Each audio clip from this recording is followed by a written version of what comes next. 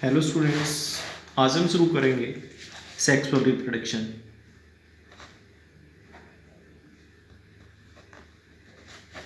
तो यहाँ पर हम समझेंगे कि सेक्सुअल रिप्रोडक्शन क्या है। इससे पहले हमने देखा था एसेक्सुअल रिप्रोडक्शन। सेक्सुअल रिप्रोडक्शन का वो मोड है जिसके अंदर दो अपोजिट सेक्सेस के जो पेरेंट्स हैं उनकी रिक्वायरमेंट होती है और उनके अंदर एक होना चाहिए मेल गैमेट और दूसरा होना चाहिए फीमेल गैमेट।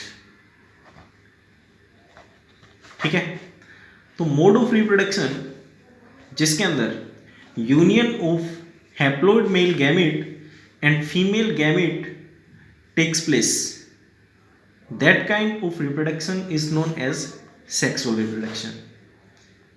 अब यहां पर मैंने बोला कि हैप्लॉइड मेल गैमेट और फीमेल गैमेट एक दूसरे के साथ में अगर फ्यूज होंगे तो उसके बाद में जो जाइगोट की है उसकी जो जाइगोट है उसकी फॉर्मेशन होगी और उसके बाद सेल डिवीजन मींस क्लीवेज के थ्रू एक पूरा जो फीटस है उसकी प्रिपरेशन होती है और स्टेप टू स्टेप जो प्रोसेसेस हैं वो होंगे। तो देखिए, हमारी बॉडी के अंदर होते हैं जर्म सेल्स जिनको हम गैमेट भी बोल सकते हैं। तो इनकी फॉर्मेशन के लिए एक सेल डिवीजन होगी जिसको बोलेंगे हम मियोसिस। ठीक है, एक होती है माइटोसिस और दूसरी होती है मियोसिस। ये हमें पता है कि हमारी बॉडी के हर एक सेल के अंदर जो क्रोमोसोम का नंबर है दैट इज 46। ठीक है, अगर माइटोसिस होती है तो यहाँ पर दो नए सेल्स की फॉर्मेशन होगी। माइटोसिस एक सेल से होगी तो यहाँ पर जो दो नए सेल बनेंगे उन दो नए सेल्स के अंदर क्रोमोसोम का जो नंबर है वो 46 रहेगा। किसी टाइप का जो चेंज है वो नहीं आएगा अगर माइटोसिस होती है। और सपोज इसी के अंदर अगर मियोसिस होगी, मियोसिस के अंदर अलग अलग स्टेप्स होंगे, सेम माइटोसिस में होंगे, बट यहाँ पर दो मियोसिस होती हैं, एक होती है मियोसिस 1 और दूसरी होती है मियोसिस 2। मियोसिस 1 और मियोसिस 2 कंप्लीट होने के बाद में हमारे पास जो यहाँ पर सेल बनेंगे उनका नंबर होगा 4।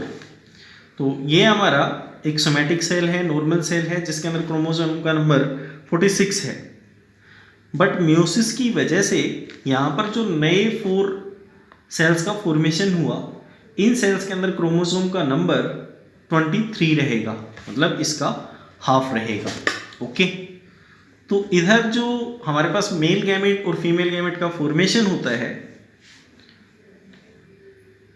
वो मियोसिस के थ्रू होगा और इनके अंदर जो क्रोमोसोम का नंबर है दैट विल रिमेन हाफ। ऐसा किसी भी लिविंग में होगा जिसके अंदर ये सेक्सुअल रिप्रोडक्शन होती है। अब वो डिपेंड करता है कि उसके अंदर क्रोमोसोम का नंबर कितना है, तो उस हिसाब से रिडक्शनल डिवीजन लगातार होती जाएगी। ओके, तो ऐसे सेल्स को बोलते हैं हम हैप्लॉइड सेल्स और जिसके अंदर क्रोमोसोम का सेट कंप्लीट होता है that is known as diploid cell. ठीक है, तो यहाँ पर फर्टिलाइजेशन प्रोसेस होगी सेक्सुअल रिप्रोडक्शन के दौरान और फर्टिलाइजेशन होने के बाद यहाँ पे मेल गैमेट और फीमेल गैमेट एक दूसरे के साथ में फ्यूज होंगे। ये हमें पता है कि दीज आर हैप्लॉइड्स। तो ये हैप्लॉइड्स अगर एक दूसरे के साथ में फ्यूज होते हैं तो यहाँ पर जो जाइगोट बनेगा, ठीक है, तो उसके अंदर क्रोमोसोम का नंबर कंप्लीट 46 रहेगा क्योंकि 23 मेल से आ रहे हैं और 23 फीमेल से आ रहे हैं।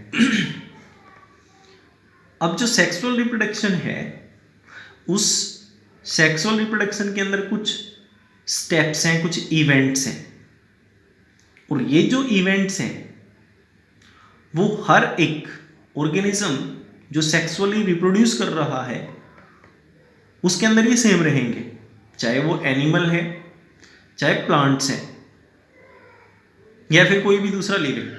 ठीक है, प्लांट के अंदर हम जानते हैं कि जो फ्लावर है उसकी हेल्प से सेक्सुअल रिप्रोडक्शन होगा। तो सेक्सुअल रिप्रोडक्शन को हमने कुछ पार्ट्स के अंदर डिवाइड किया है। जैसे पहला होता है pre fertilisation event, second one is fertilisation and third one is post fertilisation events. ठीक है। तो यहाँ पर चाहे कोई भी लिविंग हो, उसके अंदर ये जो प्रोसेसेस हैं वो हमेशा सेम रहेंगे, इनके अंदर किसी टाइप का जो चेंज है वो नहीं आता है। तो प्री का मतलब होता है पहले, फर्टिलाइजेशन से पहले के इवेंट्स, प्रोसेसेस, और पोस्ट का मतलब है बाद में, फर्टिलाइजेशन के बाद के इवेंट्स। तो यहाँ पर इसको हम स्टेप टू स्टेप समझेंगे। जो प्री फर्टिलाइजेशन इवेंट है उसके अंदर दो इवेंट्स होंगे, एक होगा हमारे पास गैमेटोजेनेसिस और दूसरा होता है इंसेमिनेशन, ठीक है।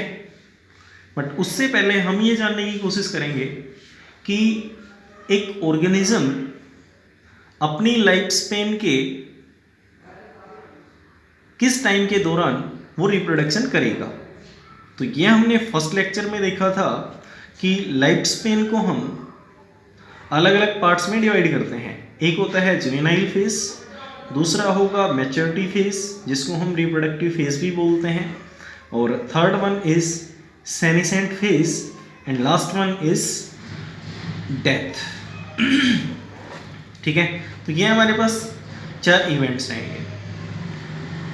अब सेक्सुअली रिप्रोडक्शन जो ऑर्गेनिजम्स हैं, एक तो उनका बॉडी ऑर्गेनाइजेशन बहुत कॉम्प्लेक्स होता है, दूसरा ये स्पीसीज टू स्पीसीज डिपेंड करेगा कि किसका जुवेनाइल फेज कितना रहे, किसका मैच्योरिटी फेज कितना रहेगा, वो स्पीसीज टू स्पीसीज डिफरेंट होगा। अब जैसे ही किसी लिविंग का जुवेनाइल फेज खत्म हो जाएगा तो उसके